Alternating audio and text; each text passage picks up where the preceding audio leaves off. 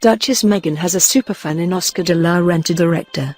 He thinks Meghan will become the most universal fashion icon on the planet once she gives birth. That is the prediction from one of the top fashion designers that regularly dresses the former Suits actress turned British royal. Oscar de la Renta co-creative director Fernando Garcia says he believes Meghan's global appeal transcends so many other A-list stars, he revealed in an interview with the Daily Mail.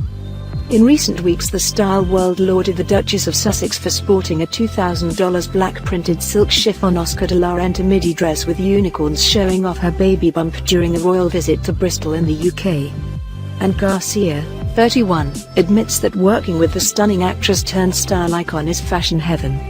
I can only imagine it is going to exacerbate the situation when she becomes a mother, he explains. She will become the most universal fashion icon that there is. The designer, who was raised in the Dominican Republic before graduating from the University of Notre Dame in Indiana, explained why he believes Meghan, 37, commands such a high status among women worldwide. Meghan is a woman that is very relatable, much like a Markle Clooney. These are working women and so it translates much quicker than somebody who is not in the professional field, for instance. It blows up. We sell out immediately, because everybody wants to look up to somebody like either of them. It is fashion heaven for me. The designer, who with acclaimed Monse brand creator Laura Kim took the reins of the Oscar de la Renta fashion house 3 years ago, is relishing offering Meghan's child a variety of outfits for its first year. But the designer remained tight-lipped on any inside info on the upcoming arrival. "I don't know anything," he said. "The second I have an answer I will send a shipment of clothes that she won't be able to refuse. So I am looking forward to seeing that." Garcia also revealed that he feels Meghan's clothes reflect an independent woman, who oozes confidence, has a business drive, which is matched by a natural desire to want to support good causes. Those traits, he says, are vital for the de la Renta creatives when they carve unique looks for the Duchess. Some have criticized Meghan for spending huge sums on her designer wardrobe, but Garcia defended her image status. He said, "Nowadays you have to be something else to look up to more than an Instagram person. And there are not that many of them that are trying to take the limelight."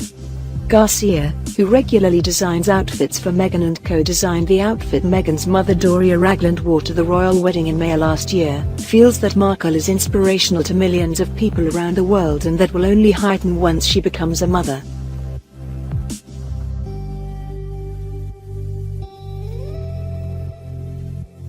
Harry and Meghan announce royal birth will be private. The royal couple say they will not be making any baby announcements until they have celebrated privately as a new family.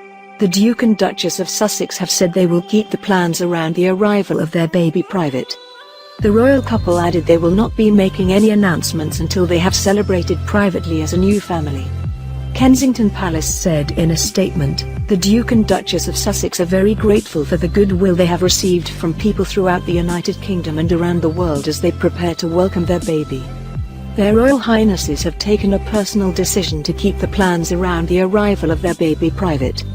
The Duke and Duchess look forward to sharing the exciting news with everyone once they have had an opportunity to celebrate privately as a new family." The announcement comes after speculation that the Duchess may be planning a home birth, while other reports have suggested they have seen private hospitals so they have the option. It is understood the couple have now moved into Frogmore Cottage on the Windsor estate with only weeks to go until their first child is due to be born. The 10-bedroom property has had extensive renovation work to turn it into a family home, as it was previously used as accommodation for royal household staff. It is where the couple held their wedding reception last year.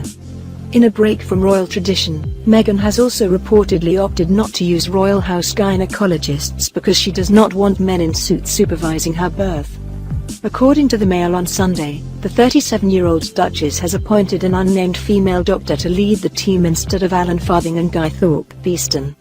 The two gynecologists attended the arrival of all three of the Duke and Duchess of Cambridge's children. It is unlikely therefore that royal fans will experience the hysteria outside the Lindo Wing, the private maternity ward at St Mary's Hospital in Paddington, central London. It is where the Duchess of Cambridge chose to give birth to Prince George, 5, Princess Charlotte, 3, and Prince Louis, now 11 months old, and Princess Diana had Princes William and Harry in 1982 and 1984.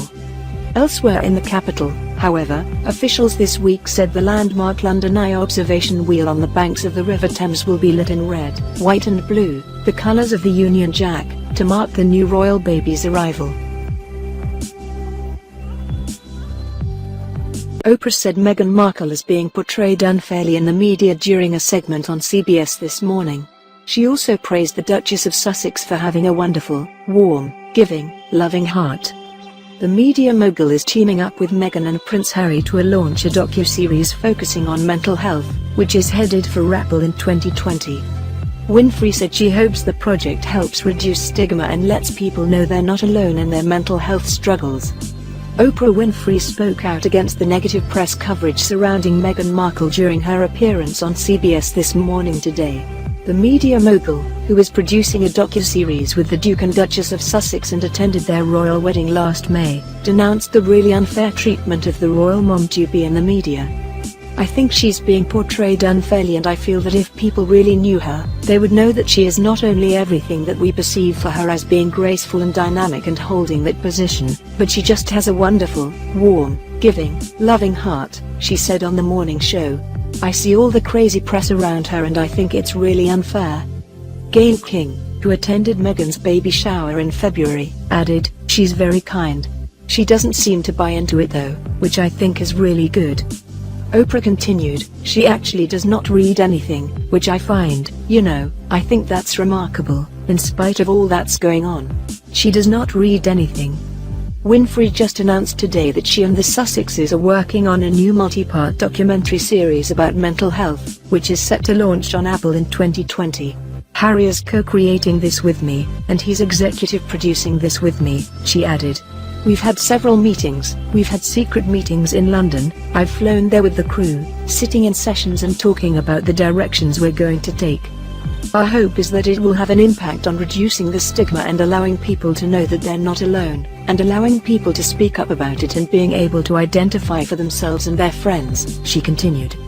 In addition to launching the new show, Winfrey, a woman of many talents, is also in the middle of promoting her latest book, The Path Made Clear: Discovering Your Life's Direction and Purpose. Prince Harry today announced plans to make a landmark TV series with Oprah Winfrey about mental health.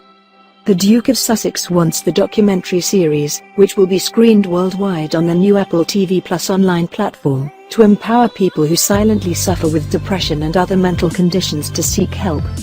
Harry, 34, has previously admitted he was very close to a complete breakdown on numerous occasions as he sought to cope with his mother Diana's death.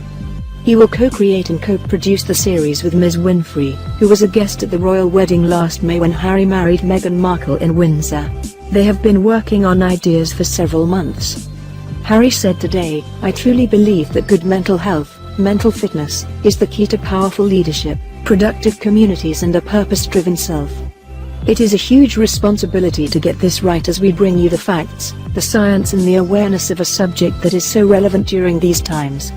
Our hope is that this series will be positive, enlightening and inclusive, sharing global stories of unparalleled human spirit fighting back from the darkest places, and the opportunity for us to understand ourselves and those around us better. I am incredibly proud to be working alongside Oprah on this vital series which we have been developing together for several months. There are plans for Harry to feature on camera, though it has yet to be decided if he will be interviewed by former chat show host Ms. Winfrey, 65, now an influential movie and TV producer. There are no immediate plans for the Duchess of Sussex to be involved. Meghan, 37, is due to give birth within weeks after she and Harry this month moved into Frogmore Cottage, their new home on the Windsor estate. Harry, William and Kate launched the Heads Together charity in 2016 to help people in the UK and Commonwealth to access support. This overlaps with Harry's Invictus Games and the Endeavour Fund, which helps serving and injured ex-service personnel. The young royals want to use digital technology to signpost the support available to people in crisis and improve the education around mental health. The multi-part series will be a highlight of the forthcoming launch of Apple TV Plus, the tech giant's online service that will challenge Netflix, Amazon and HBO. It is due to launch this autumn, with Harry's as yet untitled series expected to be broadcast in 2020. Ms. Winfrey, outlining her partnership with Apple TV Plus last month, said it offered a unique opportunity to tackle the daunting challenges of our time.